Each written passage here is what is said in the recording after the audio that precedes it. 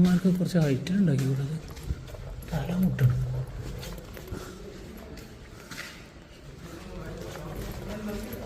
ഇതൊക്കെ എന്തിനുണ്ടാക്കി വെച്ചോ?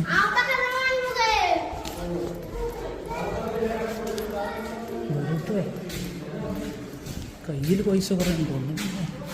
നിസ്കാരത്തിന് ഇമാം വെക്കണോ? എന്താ അവിടെ എങ്ങനെ ഈ കൂടെ ഒക്കെ നടന്നു പോവാ? ചെറിയ കുട്ടികൾക്ക് മുട്ടി